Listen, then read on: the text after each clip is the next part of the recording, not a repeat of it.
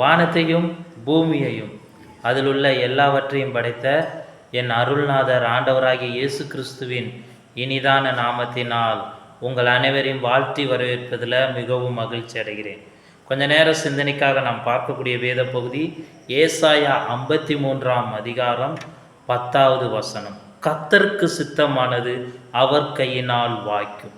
கர்த்தருக்கு சித்தமானதை நாம் தேவனிடம் கேட்க வேண்டும். இன்னைக்கு நாம் அநேக காரியங்களை பிரயாசப்பட்டு தேவனிடம் கேட்குறோம். தேவனுக்கு சித்தமாக இருக்கிறதா என்பது பார்க்க கிடையாது. ஏனென்றால் பரிசுத்த வேதாகமத்தில் தான் ஆண்டவராக இயேசு கிறிஸ்து சொல்லியிருக்கிறாரே, என் நாமத்தினால் நீ எவைகளை கேட்கிறாயோ அவைகளை பெற்றுக்கொள்வாய் என்று, உன் மன விருப்பத்தின்படி நான் அவைகளை செய்வேன் என்று ஆண்டவர் சொல்லியிருக்கிறாரே என்று சொல்லி நாம் எல்லாவற்றையும் கேட்கிறது உண்டு தேவனிடம். ஆனால் அழகாக தேவன் சொல்லுகிறார், கர்த்தருக்கு சித்தமானது அவர் கையினால் வாய்க்கும். நீ எவைகளை கேட்டாலும் கர்த்தருக்கு சித்தமானது இயேசுவின் கையினால் உனக்கு வாய்க்கும் என்று தேவன் சொல்லுகிறார். ஆம், இதை கேட்டுக்கொண்டிருக்க எனக்கு பிரியமானவர்களே, அவருடைய சித்தம் என்ன என்பதை அறிய வேண்டும்.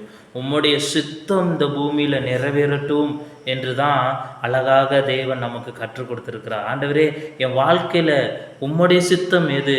என்னுடைய தொழிலில் உம்முடைய சித்தம் எது? என் ஊழியத்தில் உம்முடைய சித்தம் எது?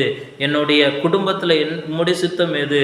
என்னுடைய எதிர்காலத்தில் உம்முடைய சித்தம் எது என்று கேட்டு நீங்களும் நானும் செய்யும் பொழுது அது தேவனுடைய கையினால் வாய்க்கும். அது இயேசு கிறிஸ்துவினால் வாய்க்கும். அவருடைய கையினால் எல்லாம் வாய்க்கும். அதன் நிமித்தம் நமக்கு நன்மை உண்டாகும்.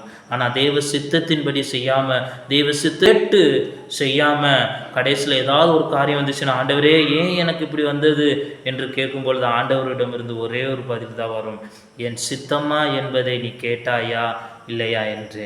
அதான் அழகாக சொல்கிறார் ஏசாயா 53:10 கர்த்தருக்கு சித்தமானது இயேசு கிறிஸ்துவின் கையினால் வாய்க்கும்.